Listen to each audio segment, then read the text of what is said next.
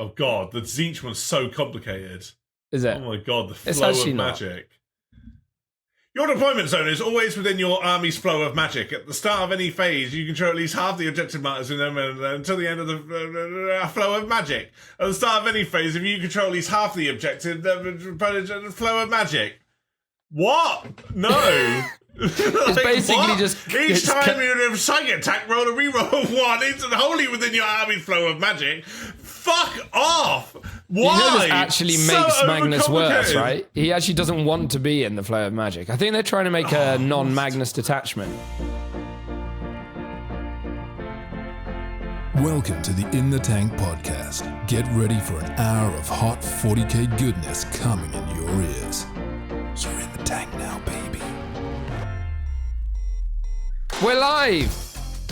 We are indeed live. Welcome to In the Tank, everybody. How you doing, Ed? You okay? I'm grand, mate. I'm a little under the weather. You probably hear by my voice, so I'm going to try not to cough, sneeze, or shit myself throughout this episode. But we'll see how it goes. Please not. Has Nurgle well and truly blessed you with his winter warmer? Has he? It's these little kids, you know. They're okay. Like my son is 2.5. And Nurglings. Yeah, that sounded terrible. My son's 2.5, and he obviously goes to nursery a couple of days a week. And they're just little vectors of disease. They come back with everything, little grobbos. So yeah, I couldn't keep it away. They are quite literally Nurglings of putridness. Yeah, and infection. So I do apologise in advance. That's all right, mate. It's all right. We're going to have a higher energy than last week as well. Yeah. Although, thank you everyone for your community support. And on that note, look at me getting this in early. Please please comment, and please subscribe. I know, I'm trying my best now. You did really well today. That's the record. Thank you. I know, right? Like 30 seconds or 2 minutes or so, yeah. Yeah. We are genuinely well chuffed with all of our community feedback of late. We love responding to comments. Either me or Ed will respond to you in the chat. And thank you so much, everybody. And I learned on the old algorithmic data that 60% of you that watch our channels are not subscribed. So please subscribe. Honestly, it helps out loads. If we can get to a certain threshold, then we'll even get revenue. So it will pay for our pod, which is great. Yeah. So thank you very much. Wicked. But of course, that's not our primary concern. We just want to hang out and talk shit for an hour. So we do, and that's what we're here for today. And we do, boy, do we have some shit to talk about. We do. We need to catch up. Speaking of, so hobby catch up / what you working on, Ed? What have you been working on? Well, I gave myself a double slap round the face after last week. I have built these 10 Skitaris, little guys, Rangers, which have been really good fun. It was a nice little refresher just to stop building Gene Stealers. But I thought to myself, I probably should try and just get the Gene Stealer cults done to 2,000 points so that I can take them to these events early next year. So I've gone back onto that now. I've got exactly what I need to build in front of me. I'm going to get those last few units finished. And I've got probably about a third of the army painted now. So that's all right. So we hopefully... Oh, great. Well done. Yeah, hopefully we should be getting there, later this year, which would be awesome. So that's what I'm back onto now. So it's just going to be a bit of building. I've got like another truck and a load of, I think it's like Gene Stealers and Abominants and stuff to build. And once they're done, I'm pretty much built. And then I just need to keep knocking down the squads, painting them really. So that's what I've been up to. What about you? Well, I am getting ready for the old Into the Maelstrom event on Saturday, which I'm playing this week. So by the time this pod actually comes out, I would have played it. So that's cool. Yeah. So obviously I'm getting my inner circle. Well, no, it's not inner circle. It's first company detachment sorted. So I'm just finishing off painting some scouts. I just need to rim some scouts. That sounds so bad. Got to rim some scouts. Got to rim my scouts. And finish off my inner circle. And you'll love this, Ed. I've got 9 chain fist hazard stripes to do. So I'm going to be doing those today. Filth. I love that. Because I'm a sucker for punishment. And my scouts are going to be the most colourfully painted scouts of all time, which is cool. Yeah. And then I will have my 2,000 points of first company painted, which I'll be probably running into the tournaments for the first half of next year. Although probably what I will be doing is finishing them all off, highlighting them all, and finish them, because They'll be at tabletop standard, but I want them to look nice. I want them to look nice and actually. What you're going to do is you're going to finish them to battle standard, and you're never going to touch them again, and you're going to start painting Death Guard. Tell me I'm wrong. Stop. You are. I know you are. Right. You may be right. I'm right. Right. Don't even try and get out past me. I know you, Russ. No, because I'm also a bit OCD, and I don't want to touch them with the shit will just rub off. So I need to finish them with a sealer. Yeah, okay, I do need sure. to finish them with a varnish. And until they're finished, I will be a bit like... Although, So- as you say, I might, as a palette cleanser, need to desperately change up. But we'll see. This event that you're going to, this Insta of the Maelstrom one, you are facing our round 2 opponent, Ben, who was the guy that was running the Chaos Knights with the Norns. You're running into his GSC. I think he's running like Outlander Claw. So that's going to be a tough first round for you, because Ben was a very good player. Hey Ben, if you're listening to the pod, you might not be. Hey blowing Ben, a bit of smoke up your crack. Come out to play.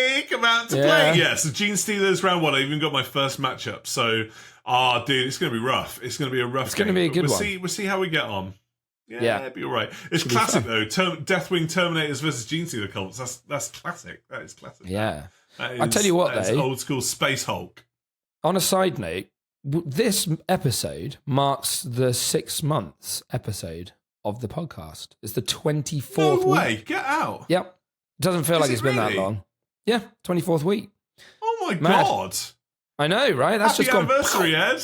Yeah, happy half a year anniversary, anniversary. buddy. Are we doing month anniversaries There like you a go, cute see? new couple? Oh, happy month anniversary. Yeah, exactly. Well, we lasted longer than your average Hollywood marriage, so that's cool. Oh wow! Yeah, shots fired. No, I'm pretty impressed considering we haven't missed a week in 6 months. That's pretty good going.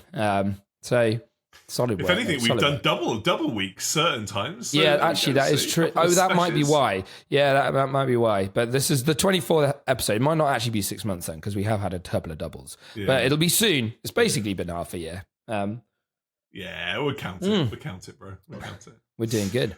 Enjoying Awesome. it.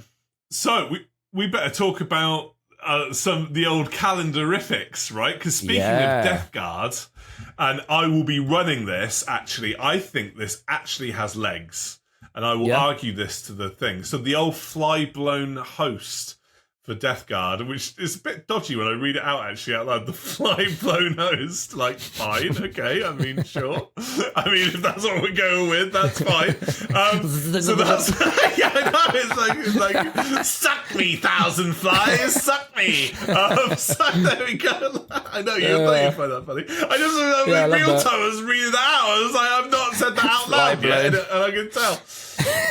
So I really, really like this detachment a lot as a Death Guard player. I love the idea of spamming Plague Marines, because I actually think that should be your nexus center of your Death Guard army. And over the years, that hasn't necessarily been the case, really, which is a shame. Yeah. But it seems to be very much into infantry, because you lose the secondary contagiation ability, so you still get the minus you don't one get sticky toughness objectives aura, and you don't get the you don't get sticky. The AP slash that is a very skill strong thing boost. is a problem.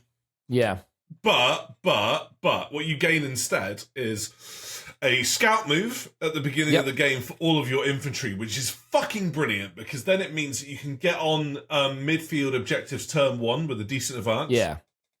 Which is not a bad thing at all. That's wicked. Yeah. But more importantly, you gain stealth. So you get the minus 1 to hit O, right? That is good. Now, that is good for your infantry blocks, actually. Yeah. Like, that's and that can be sweet. combined like with that. a minus 1 to wound strap if you're near one of those little gribblies. Malefic What are they called? Blight Blight Malefic Blight Haulers, which I really like, because they're pretty decent anyway. They're only like 90 points for a multi-melter and a missile launcher on a pretty cool tough. body. So I love the idea of having swarms of Death Guard infantry and every now and again having a Blight Hauler thrown amongst them. So I really just love into the that, idea actually. of all the Poxwalkers, because with Scout, they changed this recently. Yes! Even if your Scout value is higher than your move, you can still Scout that full amount. So they actually get to Scout brilliant. 5, which is 9-inch turn 1 on like 60 Poxwalkers is gas, right? That coming up the field. You can throw... And it's all stealth, and you can make it -1 to wound, and it's got 5 filling panes. That's going to be a problem for some armies, that is. And you throw Typhus in there as well for a bit of punch. You throw Typhus in there because he can lead. Yeah. He can lead Poxwalkers as well. Yeah, which he is can. Awesome. And he gets them back and stuff, doesn't he? Yeah. Oh, dude, it's fucking awesome. And more importantly, the thing that I really like about it are the enhancements are amazing. Like the enhancements are brilliant. So there's one called the Plague Veil, where the bearer's unit, if it's within range of a objective marker, you cannot shoot that unit unless you're within 18 inches. That's fucking ace against... Stick that on a tally man on your home objectives. Oh, fucking ace. Free CP all game. And then also, obviously... Yeah. And then some of the stratagems are absolutely amazing. Like, really good. One battle shock stuff -1 in close combat. One allows you to shoot in close combat with any infantry shooties. As you previously said, the -1 to wound if you're near a blight hauler. I really like that concept as well of stratagems that combine with other units. That's cool. But yeah, a big win there to the point where I will be running that. I will actually be running that as my main Death Guard thing on the battle barn as well. So. Yeah, that'd be cool, mate. Fling Plague Marines at you, bro. I don't think we'll dive into all the other ones quite as deeply because neither of us are really. No, sorry, I just obviously really like you can the Dark Angels one. You got any thoughts on that? Seeing as you actually play them, terrible. Don't run it. Yeah, don't run it. It doesn't seem that great. It's some of those mixed ones. It's a cool idea. Yeah, it's all about the interaction. Yeah, I like it because it fits the lore where it's all about the interaction between Ravenwing, you just die in there, bro, between Ravenwing and Deathwing, and I like that because in the lore that works really well. Mechanically, fuck off. It's terrible. It's terrible. It's just hard to get those things to work sometimes. Yeah, unless you're running it from a narrative perspective, it's just not a very good competitive one. But that's fine. That's not the end of the world. That's so cool. Yeah. And then what have we got? We've got the Tyrannid Warrior Bioform Assault. That's just basically Tyrannid Warriors, the detachment. I mean, they're a bit of a meh profile, Tyrannid Warriors this edition. But I think, if you've got loads of them and you want to run it, this is the thing I'm kind of seeing with these detachments, is they're a little bit fluffier than the main sort of detachments that we've been getting. Some of them are okay, but most of them seem to be kind of mid / not that competitive.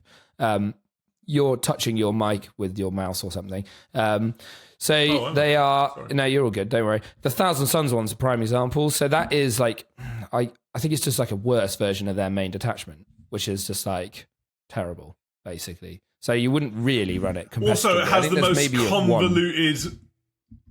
It also has the most convoluted rule set ever. It's flow of magic deployment zone and no objective reroll flow of magic. No, fuck it's Canoptic Core, Thousand Suns. That's all it is. And then they're doing AdMech today, which hasn't come out as per us recording this video. So we'll find out. That could be interesting. But you might be quite interested. Yeah, as I said, if it gives you a new way to play things, I'm kind of low key. I was talking to Ollie about this the other night, and if you haven't checked out that episode, we did a lovely chat with Ollie a couple of weeks back. Ollie from Broadsword Wargaming, absolute legend. You should go check that out if you haven't watched it. But yeah, I was talking to him because he's painted 120 Necron Warriors, and he's just been desperate to run them, but they've just been terrible. So we're really hoping that it's the Silver Tide detachment for Necron Warriors because that would be so cool. If it is, I'll hit him up. I'll be like, bro, is this your detachment? Get over here, Ollie. We're going on the battle one. 120 warriors. That'd be great. Have we had an AdMech Codex yet? Yes. Came out ages ago. I think it came out. Was it? I can't remember what it came out in conjunction with. It came out with the Tour Boys of the old. Yeah, it did. Yeah, but yeah, so they're looking interesting. I'm yet to see anything that's sort of, going to make a vast impact on the competitive scene, but I think they're all definitely interesting. I think there are some builds. I reckon you'll see the Nurgle one. Until we get the Death Guard decks. I think there are a couple of different ways of playing them, so it's cool. Get there. You go, see. But yeah, it's interesting. I'm excited. I love any new variants to the game. It's always good fun, right? Who doesn't love it? So, Joe, would make me crazy. A possessed Chaos Space Marine detachment. I mean, you basically already got that kind of. Well, no, it's Zealots, isn't it? Which is all the marks of Chaos. Yeah, true. Yeah. But like, True. Yeah. Cool. So All right. then, we better go on to our first topic then, lad. Hopefully you're going to survive the podcast and not die on me by I'll the time live. we I'm get fine. to the end. But it's all good. You're doing great, I'm kid. still I'm here. proud of you. Proud of you. See, rain or shine, we're always here for our We beautiful turn audience up. that we adore. We will every week. Every week. So, armies with the biggest intimidation factor, aka your opponent's setting up and you're like, oh, shitty balls. Like, what am I going to do here? Like, how it's am I usually like the this, pairing right? in between round. Like, you're just at lunch, you're going into like that round one. 2, and then you go, oh, You can't fuck, anticipate I got it. X. Yeah, Because you can't. You might not have had time to look at the list ahead of time, right? And it's there, and you're like, oh no, like I've got to deal with this, right? Exactly. This could be an army that you just don't know how to play against. It could be an army that you've played against a lot that you just know pushes your shit in. Maybe it counters you particularly, or you just find it really hard to play against. Like some armies are just.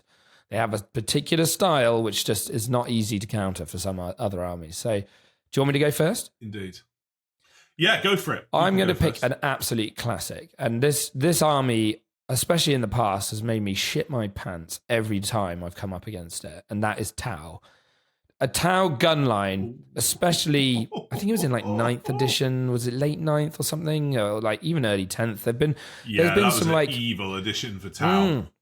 There's been some really speedy big blocks of things that can like shoot and move, and they're just hard to kill, and it's just they're really tricky army to play against. I remember I played against them in the Oxford Onslaught and lost very narrowly, and that was like it's just a very technical game, positioning wise, and they just blast the shit out of you. So they're one that whenever I see them across the table, I'm like, oof, I know this is going to be a tough match usually.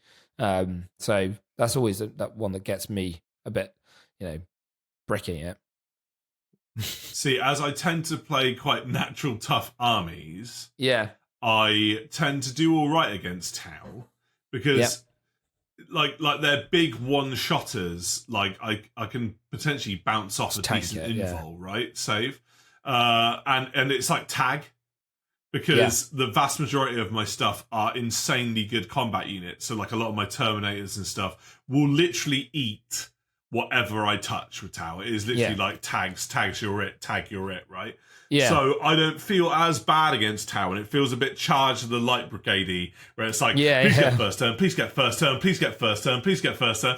You just want to push out early because even if you push out and they shoot you, you still have that one turn earlier to get that turn 2 charge in.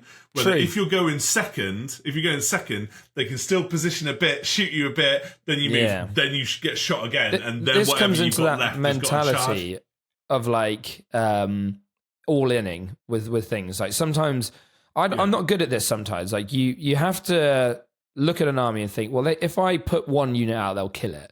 Or if I put 2 units out, they'll kill them. But then if I just put my whole army out, they can still only really kill 2 or 3 units. So actually, it's just better to put your whole bloody army out. I mean, you can go, deal with that, and then just run at them with the rest of it, which is, a definite This tactic. is where my insane bravery comes in, where this is where it fucks me over with armies like assault armies like world eaters and orcs and stuff, where I'm too brave, where I'm like, fuck you, I'll have you, and I go and then I get eaten, right?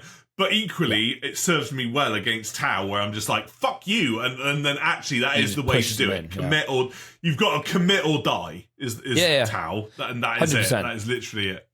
Yeah. So what's your first choice? Well, it's kind of related to yours actually, but it's the counterpoint to that, where it's a gun line again, kind of. Yeah. But it's the Imperial Guard tank line, right?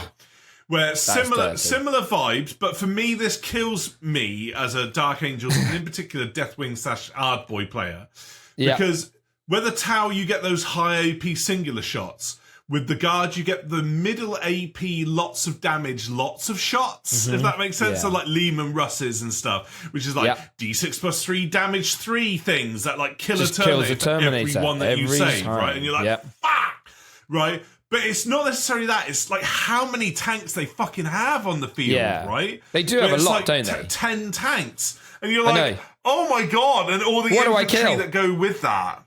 Mm-hmm. And they can screen you easily as well because their inventory is dirt cheap. Tau, you still have to pay like 100 points for a squad of fire warriors. You get a load of Imperial Guard for that, and they screen you out, and you're like, "Let me punch your face!" And at the same time, you're just getting death like rained on you.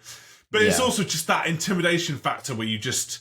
And I've won against Imperial Guard tank lines before. I have at events and stuff. Yeah, but it's just that initial like. Whoa, okay, lads, we're going in. It's a head fuck, we're going isn't in. it? Let's go.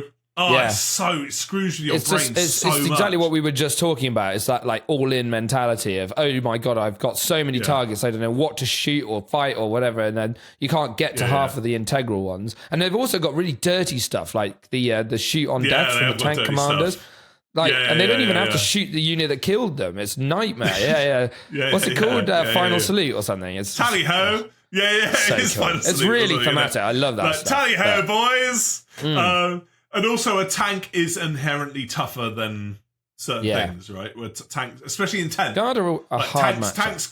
Tanks can soak up more than you realise, and you're like, oh god. You just roll dodgy on that damage roll. It's one of those units that you just can easily leave on a couple of wounds by mistake, and you're just like, yeah. And then that takes more of you out, and the attrition of it just wears you down to a nub. So that's a good choice. That's a really good choice. What's your second choice, lads? My second one is Horde armies, but particularly stuff like Horde orcs, where you just, again, it's like that overwhelm, but it's a different type of overwhelm. It's just, hundreds of bloody boys jumping out of trucks, just rushing down the battlefield. Again, you're just like oversaturated with targets. And it's basically a game of, if I don't screen or kill all of these, I'm just going to die instantly and lose the game. And not this LGT, but last year's LGT, I came up against that in like my round 2 or something, and it just flattened me. I just couldn't deal with them. And I was like, God, I just got rolled. They're quite stressful. Yeah. I think we all have a tale where like we underestimated the orc player and then we got eaten, right? And it's and as you say, I think it's the screening correctly having the resources. As a Space Marine player, it's really tricky against orcs because you just don't have that many units to chuck them, to screen them. Because everything is so valuable. You're like, oh my god, I have to kill every 2 units for every one of mine that dies. And it's like, I can't do that. And they're not easy to kill. The maths is hard. T5, they've got they're tough. 5 up fill, no pains on some of the units. It's hard. It's hard. You just got to roll hot. It's hard. It's hard. You need things like Locust with Amnitic Obliterators, and you just come out and be like, 50 shots, let's go, with all the explosions. Yeah, or Tesla, I guess, or like Gladiator Reapers as well. Just loads and loads of shots. Too. Again, just slowly kill them. Yeah. That's the way. Whittle. Yeah, I get that. But that always gives me a little pucker whenever I come up against something like that. I get that. I totally understand. I will also say something similar. Chaos Demons for me and how fast they are. So like deceptively. Again, deceptively so, where you look at them and you go like, oh shit, like these guys are going to be on our doorstep now. And like if I deploy too, and it's kind of the same with like Khorne, I guess, right? The most world eaters armies. I've got like word bearers on the brain apparently. You're a word eater. Where if you, I'm a word eater. But like, just don't deploy too, and as we previously said in pod, that it's coming, and even then you just do something silly and you regret it and. Yeah, and also some of them are really scary. Like Bellacor's scary. Yeah, like sexy Hellbane. Like they're just horrifying. Hellbane. Stupid sexy Hellbane. Yeah, I think you're right. Like I actually think if when you're listening to this, demons still exist as a separate codex and haven't just been rolled into CSM like everyone seems to be thinking that's going to happen, then when they were an army at this point in time, they are quite a technical army to play against because they've got lots of cheeky deep strikes. They can do like deep strike chaining where they can get really close with like 6-inch charges and stuff like that. And then, as you said, they can just be really fast. If you've got a Keeper of Secrets belting it down the map with, what's it, like 16 inches of move or 14. It's at least 14. And then they've got advance and charge. That's scary. It's really fast, and they can just suddenly be on you. And then they've got loads of annoying little screening units and stuff. You know, they're a hard army to play against, demons. I always underestimate demons. I'm like, oh, this is a bit easy. And then it gets to the end of the game, and it's so close, and you're like, shit. Yeah. Yeah. It's always quite crunchy. And like it's quite epic though, to be fair. You get cool. Some really cool epic moments. You get some really cool epic moments where like stuff will take certain things out, like a greater demon or whatever, and nothing feels better than killing a greater demon or something. And yeah. Like, oh yeah, like that's a trophy. Actually, that's a not trophy true for that mini. Nothing feels better than killing something like Scarbrand when he failed his charge when he came down. That's the best feeling in the game. They come down and they got a 6-inch and they re-roll it and they get a 4 and you're like, right, boys, let's fucking do this, Bellenden. Get him! He tried and failed. Nothing better than that. Yeah. Scarbrand taught humility for the second time, but there we go. It's all good. Cool. Have you got a final one? Yeah, I do. So my final one is not an army. It's the mirror. So I personally hate a mirror match because it's always stressful, it's always sweaty, and it's always like one of those things where it's a bit like you're sort of, you know, you're both kind of wrestling, and like the first person to make that big mistake or cock up just gets absolutely tabled or loses. You know, it's always really touch and go, I find, with mirror matches. And you just feel like a right shitlord if you lose it. So that's my last choice. I love this. We were talking in the preamble, which we may have access to or release sometimes for like when we eventually get a Patreon sorted and stuff like that. But like, and you said this, and I was like, oh, that's actually a really clever choice, actually. Yeah. Where I hate the mirror. Like, I absolutely hate the mirror, and it is intimidating because it's almost like who can play my army better. Do you know what I mean? Like it's so annoying. And it's like, am I actually good at playing my army? Yeah. Do you know what I mean? There's that vibe of like, am I actually good? And it's like really bad to think like that, but it's true. Yeah. The mirror fucking sucks. It's the worst one is when you've got quite similar lists, and then your opponent will say something like, "Oh, so you went for 2 squads of Death March, did you?" And you're like, "Hang on a minute." Yes, I fucking did. That'll cut. Yeah. See, you saying that will bring me into the next subject quite good. Like, perfect. Yeah, and you kind of like analyze your every choice, and you're kind of like, oh god, like, yeah, it's always a bit of a shit show, the old mirror, and it is scary. It is actually quite scary. It's never happened to me, like in the modern era, that much, but it used to happen to me a lot in my past. Which is, I've had a few mirror matches which have been stressful. I bet you have. Yeah, I bet you have. Because Necrons are a popular army. You play Snowflake That's armies, the problem. Right? Oh, are they? Are they actually? Necrons are one of the most popular armies. Yeah.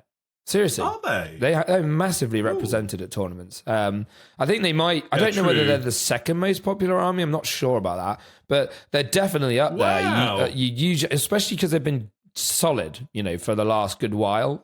And they've also been in some like box sets with Space Marines and stuff. So, yeah, it's because you had the whole Indomitus box set, didn't you? Well, I think that had Indomitus sold really well, didn't it? To be fair, Indomitus sold really well, and I guess they're an easy army in theory to get on the table in terms of painting. Yeah, like if you needed to get them done quickly, you could, because they're just metal men. And, you don't really need to do much to that. Metal boys. Yeah, easy. Metal men. I still somehow make them take forever, but they are apparently easy to paint. Hey, at least you don't have like 5 colours on your Space Marine scheme, so there we go. Yeah, that's all cool. That's fair. Nice, cool beans. Yeah. So we're not going to do like a listy thing for the next one. We're just going to have a general sort of complain, and let's not make it too formal. Like everything will just be like puddled into each other. We'll just comment on each other's kind of like personal things. This one I loved, and actually again in the preamble you got really like aggressive quickly with this, and I'm curious. I want to just poke the bear that is semi-ill Ed. Most annoying hobby habits. Yeah. So what I mean by this, everybody, is people doing annoying things that you can't stand, both from a hobbying perspective and a gaming perspective, and why they irk you so much. So this is quite cool. Like I was quite proud of myself for this one. So I'm gonna start stuff off by saying that there needs to be a certain level of like decorum when like people play, right? And I don't know about you, but one of the golden rule things, and you've been really good about this whenever I've played with you, and I've actually seen you ask your opponent this, and this one for me is the biggest like absolute thing where you don't break this rule, and if you break this rule, prepare to have your fingers broken, which is touching minis without asking. Yeah, like. Don't touch shit without asking. We live in a post-COVID world as well. And this applies to kids, bless them, when the kids just get a little bit too close to the gaming table and you're like, what are you doing there, kid? Like, so you say don't touch yourself, kids please. Without asking. Don't do that either. God damn. Just don't do that anyway. Just don't do it. But like, how does that resonate with you on any level whatsoever? Of like, because you don't know what models. whether your opponents have what do you call it? What's it called? Varnish. I always forget that word for some reason. You don't know whether they varnish their models, or or whether they're very delicate, or they might be magnetized in a certain way that's very easy to break, or whatever. Yeah. So, and it's also, as you said, it's just from a germs perspective. But I do think it's just polite to say to your opponent, "Do you mind if I pick this up to have a look?" Or absolutely. Treat them like your own. Exactly. Yeah. Always. Like, that's a really good way of saying it. Actually, treat all of your stuff. And this is, spoiler alert, everybody. This is what you should be in your everyday life. Yeah. I'm sorry, but like, people will be way more kind to you if you kind of treat everyone with, respect and like honesty, right? Like, goddamn. Yeah. But who knew? Life lessons. Who knew? Be a nice person. Goddamn. Yeah. Who knew being nice is the way? But I'm glad that resonated with you, right? That's cool. It's just decorum, as you said. But you've always been really good with that as well. So my first one is something I mentioned briefly in last episode, which was dice rolling out of view. This is one, and there's another part to this, which I'll explain in a minute. So I hate it when people roll their dice behind ruins, or just like in places where they can't really, be seen very easily by their opponent, and you have to keep looking around. That's just annoying. Also, being inconsistent about like your cockage. So if you say anything that's not flat, this is one thing you should always say to your opponent at the start of game. Just say, if anything's not flat, I'm re-rolling it. And say, I'm rolling all of my dice either on the table, or I'm rolling them in my dice box if I've got one. And then if you've got a dice box, you say either, if it's out of the dice box, I'll keep it, or if it's in, I'll only keep it if it's in the dice box, and I'll re-roll anything that pops out. As soon as you've had that conversation, then your opponent knows exactly what's going on, because there's nothing worse than someone who's inconsistent with that to sort of their benefit. That kind of can build up over a game and be quite annoying, where your opponent will re-roll a 1 if it falls outside their dice box, but keep the 6 that fell outside the dice box. And that's almost like a micro cheating kind of thing. And it's really... It does. Yeah, that is get my goat a little bit, that one. It's not like proper cheating, but it is a little bit shit. So...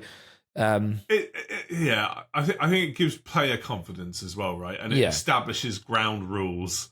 It's like kink, like establish limits and boundaries. Yeah, exactly. Get your safe word. So I think it's also another thing that, like, this is just a personal trigger of mine as well with dice, is when people have either shit readability with their dice. So they're ones that are just really like cloudy and you can barely see it, and they're like squinting at every dice roll. Or they've got like 2 billion dice that are all different. And I'm just like, how can you... This just gives me a bloody brain hemorrhage. You might hate my dice bag. My dice... Yours isn't too bad, because yours are is... kind of similar. But like some people, obviously, they just collect all the floor dice at the end of the event, etc. I definitely never done that. And they basically just roll this big ass, which is fine because it's cool to collect dice. But like, God almighty, does it slow me down? I'm like, oh, hang on, what, is that a 6 or a 1? And some people have ones that have a symbol on them, as well as a 6 that has a different symbol. I was going to say that. It's just dice etiquette. Don't use bloody dice. And I think that's a GW dice company thing, where they have like the ones, don't use dice. But they have the one where it's like, as you say, like, why the fuck would you ever have a symbol on 1? The 6 or something. Why? On the 1, sorry. Why would that... No, it's a skull on the 1. Why? That's so stupid. That blows your brain, where you're like, no, it should be on the 6, because that's what you want. Yeah. Oh, no. So, that's my first one, dice etiquette. No, sorry. That's cool. very quickly, GW did that with the Harlequins dice, where they're like one because I think it's Sekirath being like, but there you go. GW, on this note, briefly, have done some shocking dice before. I don't know whether we talked about this on pod or not. The squig dice. The squig dice are fucking horrendous. They bounce everywhere, and they are the worst weighted ones. And also the Nurgle dice, you just can't read. Those ones are a nightmare. There are a few out there that they've made over the years. You just think, why? That was predominantly during like 7th and 8th and some parts of 9th where they had those. But do you know the squig dice are hella collectible though?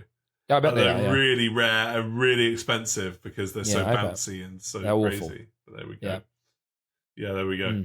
Speaking of things that bounce and stuff, my biggest one, and I know that you are guilty of this, and this fucking oh my god, like this boils my tits more than any other thing on here, right?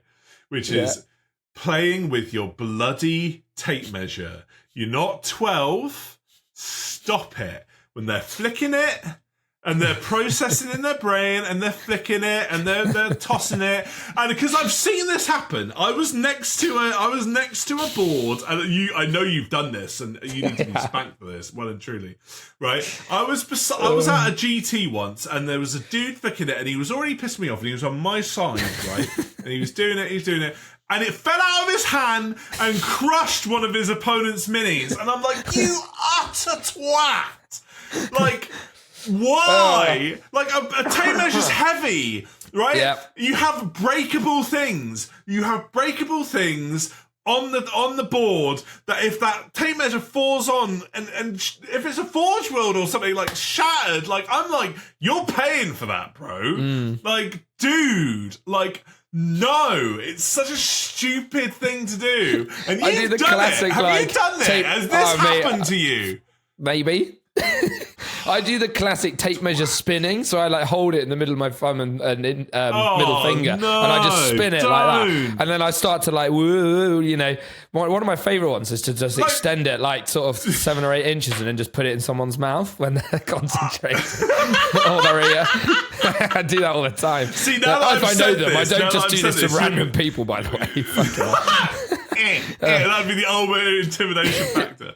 But no, god damn, I hate it so much. Yeah. It's because it's so unnecessary. It's because it's unnecessary. Like it's that ADHD need for like that physical momentum, like that. You're sort of like you're stimulating your brain. Okay. Like, so fine. I don't know. It's just so fiddleable. Take ownership. Yeah. Yes, fine. Take ownership for your own stuff and get a fidget spinner or something. Get something that you can do tactile-wise with your hand that doesn't crush fucking models when you drop it. I actually nearly did do it. God damn. I properly spun my tape measure, let go. No, I didn't. I let go and it landed literally like right next to a load of my models and nearly crushed them. Actually, that is not true. I have broken one of my own models with it. I broke a Locust Destroyer with it once and dropped it on the top and smashed him off his stupid flying base. How bad would you have felt? Don't get me no, that is bad. But if that was your opponent's mini, right, you'd feel Luckily, terrible. I always carry a pinning kit with me whenever I go to an event. If you haven't done this, you guys should do this. A little bit of super glue, a couple of paper clips, some naff old clippers that you don't care about anymore because it will destroy them over time. And then basically, if you ever have a situation where you need to repin something, and you need a little hand drill as well, then all you do is just while your opponent's taking their turn, just drill that quickly. You can use your little wow stick or whatever if you've got one. And then you just re-drill it at the table and glue it. It's great. I've done it so many times. I've pinned almost all of my Locusts and heavy destroyers. Or just not be a dickhead and stop playing with your bloody tape measure. Have a bit of self-discipline. I'm trying to be better with it, okay? It's a problem. I'll try and bring a fidget. I'll bring a really heavy fidget spinner next time. Yeah, do it. Is this you with the old laser, right? Where it's just like, this is my thing. The lasers don't bother me that much. I feel like I've made it sound worse than it was last week. It's just one of those things that just makes me sort of raise my eyebrows a little bit. There you go, see.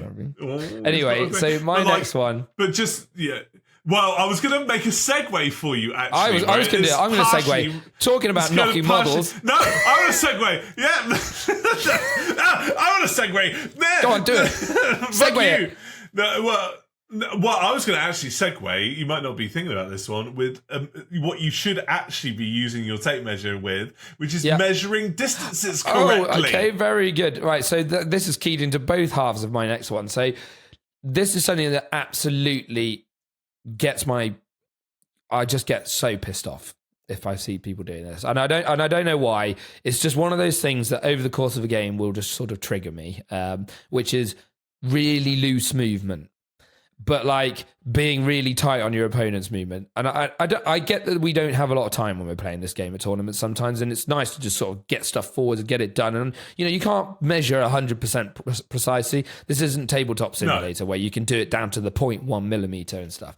So I get that, but there's a difference between, getting it pretty correct-ish and within the realms of possibility, and then there's like adding an extra inch every time you move something. And I've seen this a lot, especially with like melee sort of armies that, they jump out of a transport and then suddenly they're like 20 inches ahead. And I'm like, hang on a minute, you only got 15 inches of move. How have you done that? And I'm like, that's something that really pisses me off. And the other part of that is when people knock models with like, in a sort of weirdly, kind of shunting them towards where they want them to be kind of way, like subconsciously or knocking yours back. I had in my very first tournament. Sorry, go on. Yeah. What no, I'll let you finish. But that's a very subconscious thing, I think, that where you're like squeaking it. Oh, yeah. Yeah. And you just sort of push it a little tiny bit and you just sort of knock it or stand it back up or whatever. But yeah, my very first tournament ever, I played against this Harlequins player, and all he did was roll his dice into my Lich card, and he was just knocking them back. And I was like, excuse the fuck me, like, what are you doing here? Like, he pushed them all off the objective with his rolling. He was power rolling his dice into them. And I was like, you need to pack that right in. I was like, is this the norm? Did you tell him? Yeah, I fucking told him. I was like, stop that. What did he say? He was like, oh, sorry, I was just trying to do it where you could see them. And I was like, I can see them on the rest of the board where my models aren't. Look, I got to say that we're going to preface this because we were talking the other day about like there's not many that guys at tournaments, and I run into one at my very first one. But seriously, like it was fine. It was all water under the bridge. Also, I don't think this is necessarily like that guy behavior. It could be like subconscious that they don't. Also, even we've been to a lot of tournaments, right? So, we've got a lot of experience to pull on over the years. So you won't see this all the time. Yeah. This is just things that we've noticed that annoy us. So, yeah, that's one that gets me going. That does. Knocking your models or inconsistent measuring. Speaking of like that guy kind of behavior, and I don't necessarily think this is necessarily exclusive that guy behavior, but I kind of commented on it on the previous discussion point that we were talking about, where it was like, I remember I was at an event and I was playing against a guard player, and they just gave off that very sort of like shut-downy energy. And I was explaining my like warlord traits to them, and it was like I was playing Deathwing again, and it was a game that I'm glad I won because it was kind of like self thing. Where I can't remember what the exact thing was, but I had like a Terminator Ancient, and he questioned my choice of warlord trait, and I'm like, what? Fuck off. Like, he's like, but why didn't you choose that? And I'm like, what? Where's this dick measuring? This has nothing to do with you. This is my army. It's not your army. Like, and I'm like, and then I kind of unpacked it and explained, and he was like, oh, right. And I'm like, I shouldn't have even bothered talking. Like, what is this? And this is part of it, is like questioning choices, like being like someone, and you commented on it in terms of like the mirror match, where I was like, oh, you're running X and X. It could be like that, right? Where it's like, oh, you're running that unit. Well, I didn't think that unit was very good. And it's like, oh, excuse me, I don't want your opinion on my army choices, thank you. And it could be an economic choice. It could be a... Yeah, exactly. Choice. He doesn't know the way that you designed your list. There could be some little thing he's not seen. This keys into something which I always sort of gets me as well with at events, is when people just sort of like assume that you're going to do a certain thing, or almost sort of like, tell you to do it. And you're like, so he's like, so you're going to overwatch these guys. And I'm like, well, I might. I might not. I might not. And then he's like, so you'll go here, you'll move this, you'll do that. And like those sort of people also like talk through your turn. I'm like, Sometimes they actually give me ideas, so don't do that. They'll tell me something I've missed. They'll be like, oh, so you're going to rapid ingress here, and I was like, oh, I completely forgot about rapid ingress. Funnily enough, I've had that before as well. Before as well. Actually, and then it like spurs your memory or your ideas, and you're like, oh. But equally, like if you've got a very definitive game plan, that could also be a bit scoundrelly because that could be trying to throw you off your game a little bit as well. Yeah. So just essentially don't coach like. Like, at the same time, I'm not going to be one of these people that's like, don't ever give feedback or receive feedback. Because at the same time, right, at the end of the game, if your opponent asks for it, because also don't be that like good winner or bad loser where you're like, you should have done this. Don't be that fucking guy. Because if you lose a game, the last thing you want is to be like told how you should have played the game. There's a way of framing it. You say you could have, not you should have. Show some degree of emotional intelligence where it's like, you know, if your opponent's obviously a little bit wild or whatever, don't be like, well, you should have done this, because that's such a douche move. But equally, if they go, what should I have done there? Or did I play the way that I should have played? Of course, offer your thing. But unless otherwise, don't coach your opponent. Don't bloody coach them. Do you know what? I've been guilty of this in the past. Vanguard tactics. Sorry. Sorry, I have actually been guilty of this. No, I've been guilty of this in the past where I've had like players who are at their first tournament, or they're like, you can tell they're like struggling a little bit just to keep on top of things, or they need like a little bit of like not like help, but guidance almost. And then the problem is I get into the mentality of like sort of teaching them through the game, and then I'm actually beating myself. And then and by the end of the game, I'm like, fucking hell, this is a bit close now, because I've been just giving them all the plays. But, there's a level, obviously tell your opponent what you can do, what your army does, but don't give them all the answers. Let them figure the puzzle out, right? I think actually sometimes learning from a mistake is always better anyway. Yeah, because 100%. It burns into your brain. It burns into your brain where you're like, oops, deployed too far forward. Oops, should have rapid ingress here. Won't do that again. If your opponent just goes, oh, don't worry, change it, you won't remember.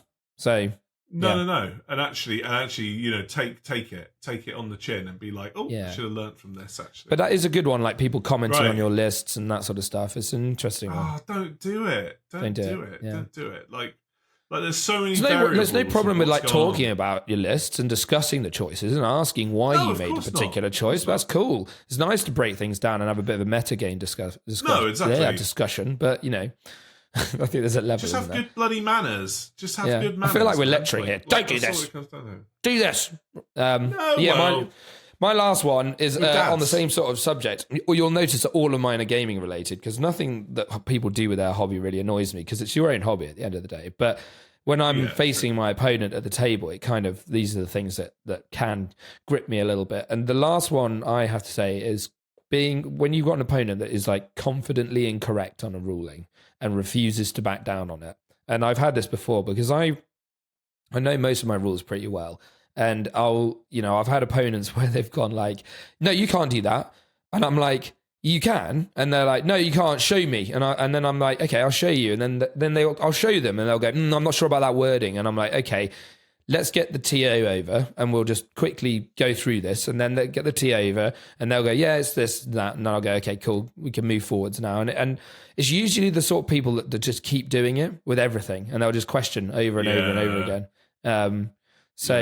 That's not always a fun one to have to deal with, because it's like, we've talked about this before.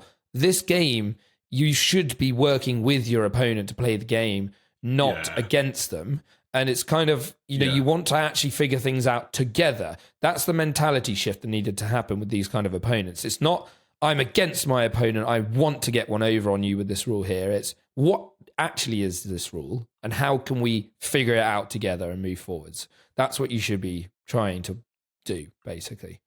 So that always and I think it's the tone there, right, where you call a TO over, and it shouldn't be like that. Should be fine, call a TO over, that's fine, because that shouldn't be a bad arrogance thing. No, it's the arrogance of it, where it's like, I don't think that works like that, meh, and you're like, oh, you dick. Like, I'm convinced that a lot of like casual players get away with a hell of a lot of their local clubs with this kind of thing, because what they'll do is they will say, my army does this, and their opponent, who's probably fairly casual or new to the game, won't know any different and won't question it, and they'll just get away with it. And they like add rules in, or they'll just bend rules slightly. And obviously the nice thing about being at a competitive tournament is that you've got the TO there in your corner to be able to figure these things out for you.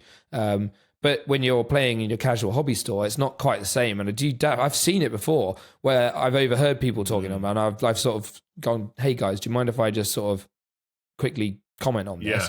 And if they're like, yeah, sure, then I'll go, I actually think it is this, and we can show them. Obviously, you don't want to be interrupting people's games, but if people are taking the piss, it's not cool. And it could be a difference between that person having a good game that then goes on to be a massive hobbyist and be put off for life, right? And I don't know, like it's almost like having free rules on an app so that everybody can cross-reference those rules was a good idea, Until they paywalled it. Yep. Trench Crusade. I still think that you should get access to all those rules for your Warhammer Plus subscription. Oh yeah, absolutely. Without codex codes, but I get it. Anyway, we won't go into that. We'll talk about if Warhammer Plus was an abject failure another time. But there we go. Yeah, that's a whole big good topic on itself. Yeah, he's just jotted that one down. Nice. So he did. Good lad. Behind it. Oh, shut up! Why would you show behind the wizard's curtain? Like, they can God fucking damn see I you hate too, you idiot. Yeah, but they might Hang on a not minute. necessarily picked up on that. Also, they could be listening on a bloody pod device, you douche. Like, God damn. We've actually been having quite a lot of people listen to it on Apple and Spotify now recently, which is cool. Great. So, yeah, that's wicked. That's wicked. We also, just while we're in between topics, we do now have a Discord community. So if you guys would like to jump in there and chat to us, then please feel free to do so. There is a open invite in the bottom of every single one of our videos in the description. So just click on that and you can jump right in. We also do now have, and have had for a while, but we do have a Patreon. It's only there for those of you that want to support the show, to help us sort of with our running costs, basically, because we just use a few programs to do this. That's literally what it's there for. If you love the show and want to support, you also get a cool little rank in Discord as a little thank you. And we probably will do some behind the scenes and extra content at some point if we do get a little following on Patreon. But yeah, that's what it's there for. Don't feel pressured. We'll probably do some bonus episodes at some point for that. And honestly, what we said is if we could recoup the cost that we spend, because there are server costs and stuff like that of the pod, that'd be the best. Do you know what I mean? Yeah. And exactly. Maybe one day someone will donate a Mastodon for the channel. But there are plenty of free ways to engage. Subscribe, comment. We love all your feedback and your comments. It's been really good. Yeah, please do. Like lately, we've had one guy who has been watching all of our videos from start to finish and commenting on them all. I've forgotten his name now because I've literally just useless with my memory, but he has been commenting on everything, which is really lovely. I know you've been mostly replying because you're our chief replier. But yeah, so that's really lovely and we appreciate it. And it's just good. It's lovely to see. We're slowly growing a little community at the end of the day, to talk shit at about. the end of the day, any support, because this is it. At the end of the day, any support is hugely appreciated. And I was saying this to you last night. I was like, it's just the best to know that there are people out there that like actually enjoy the show, that log on consistently, and now we're getting 500, 600 views a video now. It's like, God, like that's 600 people that are watching us, which is just really humbling and really cool. Which is amazing considering that the level of professionalism you have. That Rush went to the effort of putting up a Dark Angel symbol on his wall, and he didn't even get it into shot properly. So that is. I can only see half of it. What a twat! What a twat! Put it down another 10 inches. I've got an Emperor one as well. Yeah, it's too late. that's what she said. That's what she said. But anyway. Thanks, guys. Anyway, moving on. You're the best. You're the best. Yes, Thank you are. So, lore topic to finish then. Scariest monsters. Yeah. Scariest favourite monsters. I love a lore topic. What do we like? So I've chosen no less than 3 that have like lore and personal significance to me. So I'm going to start things off, and I'm going to choose everyone's favourite distraction monster. The classic gribbly that is the Carnifex. Yeah. Oh, what a belter of a OG choice. muscle. The OG muscle, the Screamer Killer. So you would say Potentially muscle Screamer daddy. Killer. Muscle Daddy, like, yes, come here, let me hug you. Yeah. If you're a Marine or a Guardsman on the front line and if that fucking thing appears in front of you, you're like, oh no, like, I am so dead. Yeah, scary. I would say one of the most iconically designed Tyrannid bioforms. Yeah. And always good in the lore when one of those comes down. Old One Eye, of course, is Yeah, a Old One Eye. classic I was going to mention him. Carnifex. Yeah. Love He's a bit awesome. of Old One Eye action. I bet you the Yeah. Old One Eye. Sorry, that's terrible. Just kill me. Them Old One Eye action. I've been doing so well There we to hold go. this cough back for the last hour. Got him! All it Got took. him! Like, that's classic. That's classic in the tank Honestly, content. That nearly is. lost a lung. That is classic. You nearly lost an eye. Son of a so bitch. Old One Eye action. Yeah. Love it. Love it. Oh, I got him at last. It's been a while. Right, there we go. See. But yes, also the fact that, like, we've all had the culture of the distraction Carnifex, right? Yeah. When you go, oh no, oh no, oh no, and it's really cheap and actually not that scary, but like they always have that factor where you go, oh They no, do. bloody Carnifex is going at me. There you go. Yeah, See. got to deal with it. So Carnifex. Screen. Screen, hashtag, Yeah. or scream even. Hashtag scream. Screamer Killer. Right. Yeah. Good choice. Scream That's a classic Gribbly, Thank you. That is. That is. Isn't it? That's a great So I've riff. actually, That's great like, riffs. talking about named Gribblies, I've actually kind of gone down that route more with my choices, just because I'm a rebel. So first off, we have one of my personal favourites from the lore, which is the Doom of Malantai. Now, I don't know if any of you have heard of the Doom, but it is a Tyrannid zoanthrope life form, which obviously they feed on like psychic energy, etc. So this thing basically it followed I think there was the destruction of the Hive Fleet Naga by the Eldar. A lone and wounded bioship committed its final act by launching the last bundle of mycetic spores onto the craftword Malantai. Now, basically, this creature went absolutely berserk and just started just destroying everyone with like psychic power and just feeding on them.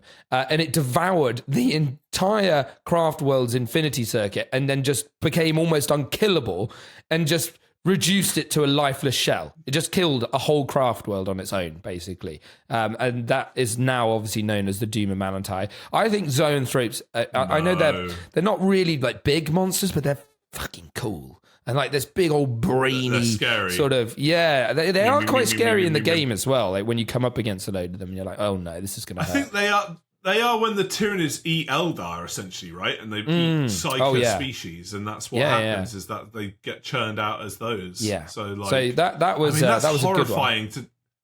Yeah. That's horrifying to take down an entire craft world, man. Like, that's it's very cool. So that's my first choice. I think that was a pretty cool one.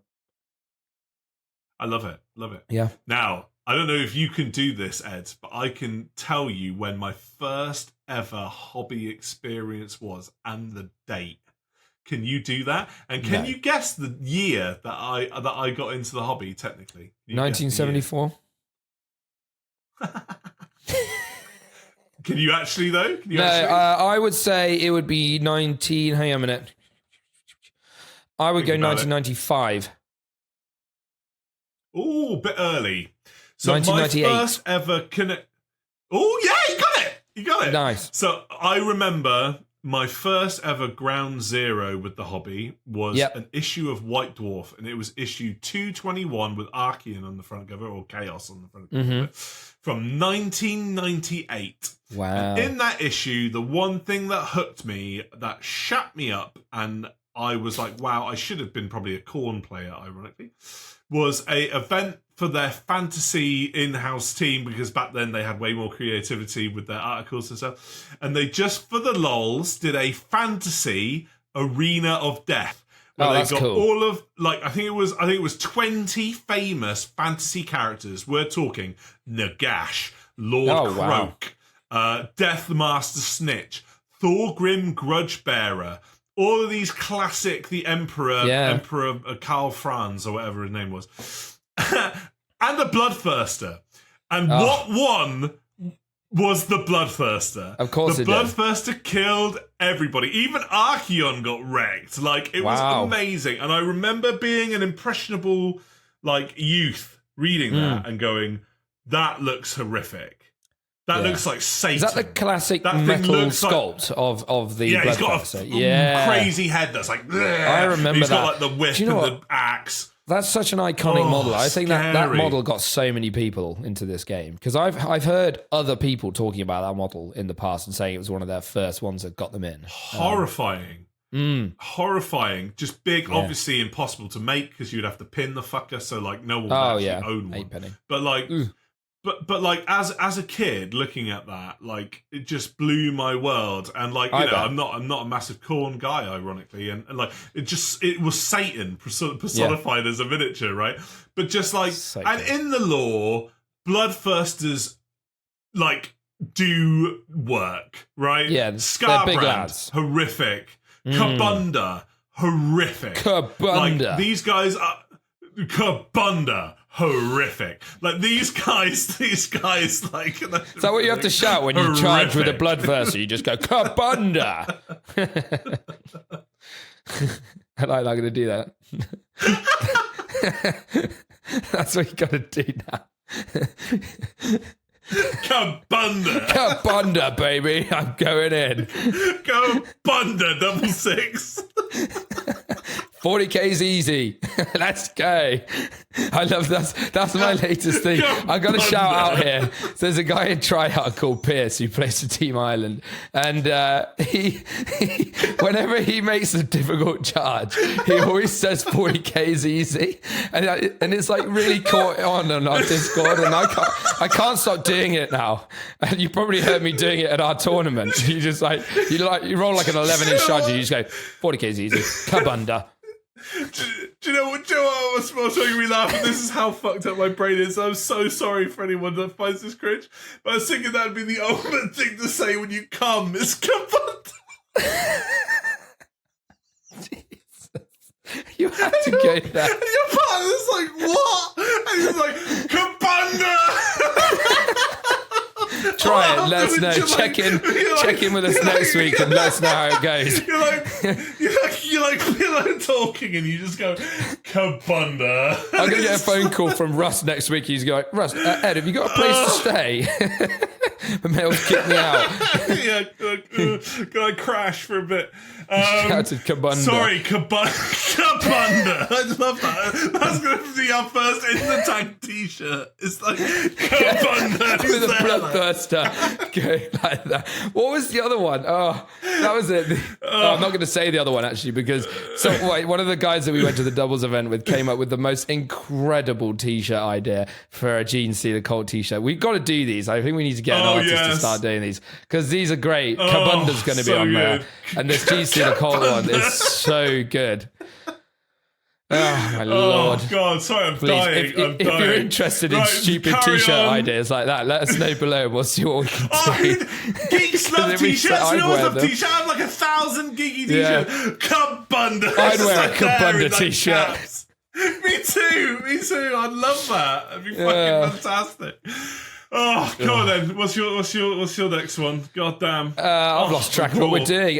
So the Avatar of Cain is my next one. I think he's just such an iconic model, and his new sculpt as well is just beautiful. I love the way that they gave him multiple options for head and weapon and that sort of stuff. It's so cool. Kabunda. That's why in my head I was just thinking that constantly. I'm don't say it. Kabunda. But no, he's really iconic. He's really iconic in the lore. I'm gonna try. I need to put little voice clip in because I did a voice clip of me doing the Avatar of Cain. Nice, great. cool. Yeah. Kabunda.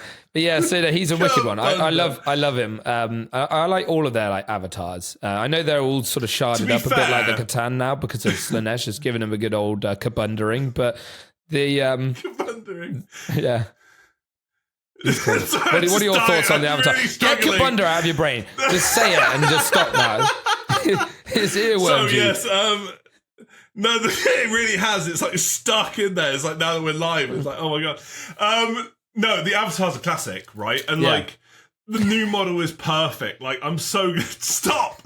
I know you're saying, and I'm thinking it now, but like.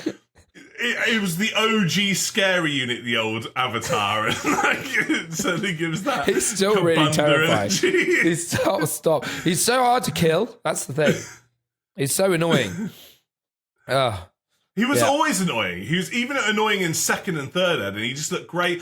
Obviously, the one thing that I'm not a massive fan of the avatar in is like he's almost a bit cucked in the lore by like everyone that kind of shows power level is who can kill a avatar, right? And give him a good kabundering. Even Lorgar did and like smacked him about and like everyone's like, oh, Lorgar's not very strong, but he did proper kabunder avatar. Sorry, I need to stop now. I will stop everybody. People are going to be clicking off there like fucking kabunda. I know, I'm so sorry. Yeah, so the Avatar Arcane is a really cool one in the lore and obviously in the game. I just think he's one of those sort of units that's a great centerpiece model because he's not too much of a commitment like something like the Silent King or Morty, but he's still real.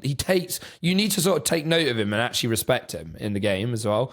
So he's great. Yeah, he'll give you a rough old time, and like he will. And he looks he's got a bigger print than you realise as well. Yeah. But like, just again, if you were a guardsman looking at that, you're like, cool. And also has a demon keyword, doesn't he? Yeah, he does. Yeah, exactly. Grey Knights rejoice. So he's technically a demon. Yeah. Yeah. Oh, yeah. Oh, God. Yeah. Wow. Yeah. That interaction would be like a 1 in a million one. What's and you're his like, name? oh. The leader of the Grey Knights. What's his name? Oh, my brain. It's falling out my head. Caldor Drago. Yeah, Caldor Drago. Caldor Drago. He's got some anti-demon stuff, I think. But yeah, that's cool.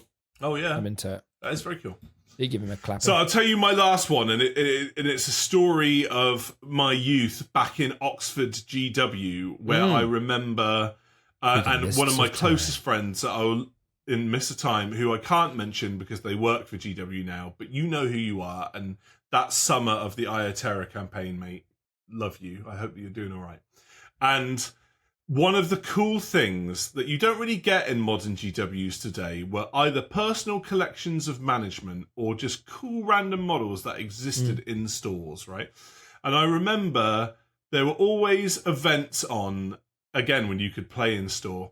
And now and again, the manager at Oxford GW or someone at Oxford GW would occasionally crack out Bert and Ernie from the display cabinet for a cool game where they would have them in the game. And Bert and Ernie were two squigoths. Not one, but two squigoths. We were spoiled in that GW back then. But Bert and Ernie were two massive squigoths that lived, so cool, that lived in that cabinet that would occasionally be broken out for like the orc player that just wanted a leg up and would have them. And squigoths are just so cool. They're meaty, aren't they? So cool. Yeah. Big old meaty boys, hard resin, big old hard resin. They need a plastic kit, really. They actually do. Well, they're Baneblade size. They need like a plastic kit. That would be cool. Why? Yeah. They're moving away from these massive models for some reason. Sad. No. I think they've just taken the Saraptech Heavy Construct off the store, off the Forge World store. Oh, sad. What? Yeah, I know. Lame. It's sad. Sad days. Yeah, sad it's days. sad. Very lame. Yeah. Do you like a squig-off, Ed? How do you feel about a squig? Excuse me. Yeah, I do like a squig-off. Dying. I know I am dying slowly but surely. Aren't we all? But anyway, yeah, squigoths are great. They're awesome models. They're very iconically orky, aren't they? With all the sort of, they're like the Oliphants from Lord of the Rings. They give me that kind of vibe. With all the stuff on their back. Mm. The Mumaks. The war Mumaks. Exactly. So I think they're wicked. They're just a good choice. And they are a little bit terrifying in the game. Well, they used to be. I don't know how bad they are now. I don't really see them anymore. But they used to be able to eat shit, and stuff. Did they? It was all good. I think I remember. Yeah, there's your Terminator captain. yum yum. Yeah. Like eat you. So eat your yeah, green. It was the best. It was so good. Yeah. Terminator Captain. Love it. Bye-bye. Ragnar Blackmane. My last one is it is a monster per se, but it's also not. It's the Gellerpox. So the Gellerpox itself is a disease of Nurgle that he created specifically to basically mess with the people that work the Geller fields on spaceships. And this infection starts sort of seeping its way into their dreams and their minds, and slowly but surely they start to sort of sabotage the Geller fields and let more and more of this chaos energy in.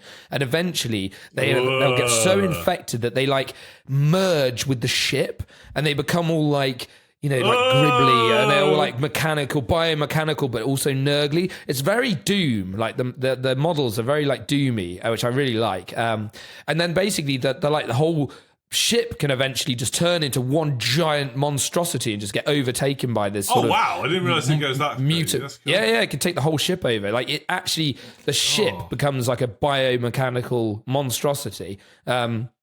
Which is super cool. And there are some amazing Gellerpox. I think it's Volgra, the thrice cursed or something, who's the main guy that's got, he was an engineer, he's got like a furnace in his gut. You know, super cool. They look really wicked, like 3 heads, you know, really mutated. But there's such a, you don't really see them on the tabletop in 40k. I think they're a kill team, or they used to be. Team. You can get them as a kill team. No, you can get them as a kill team. I think you can or could play them. I don't know if you can anymore, but you definitely could play them. They've probably gone legends now, but they're really cool models. So those are my last choice.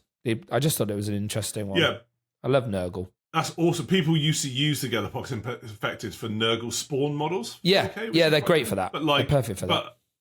But I mean, it's very sinister when you attack the old Gellerfield on a ship, right? We need to talk about the Gellerfields and demons and stuff like that, where it's like, oh no! Like all of a sudden it's like a flash and it's like demon, and you're like, oh, I'm dead now. Well, what's I'm that in crawling danger. out the wall?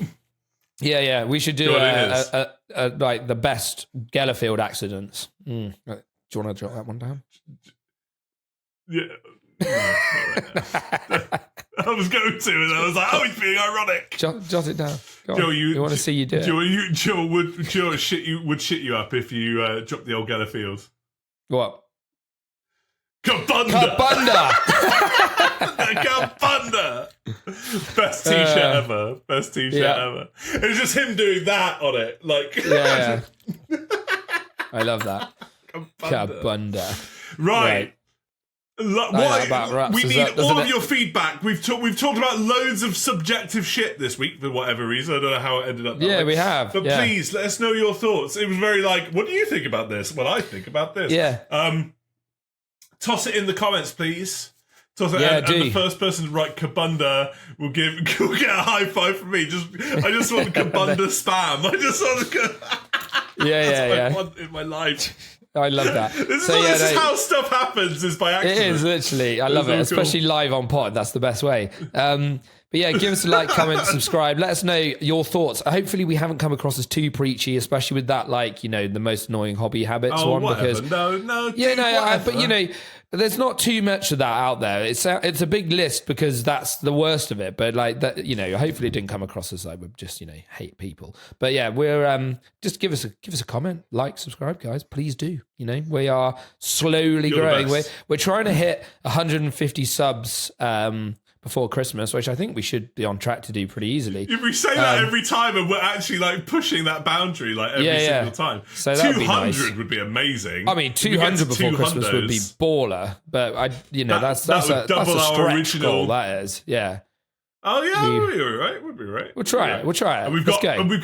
And we do have one final guest of the year in the diary. Yeah. So you know who you are. And I personally, on a personal account, I have been wanting to meet you for ages. So I'm glad that we'll actually have a proper convo because you're an awesome person. So thank you, everybody.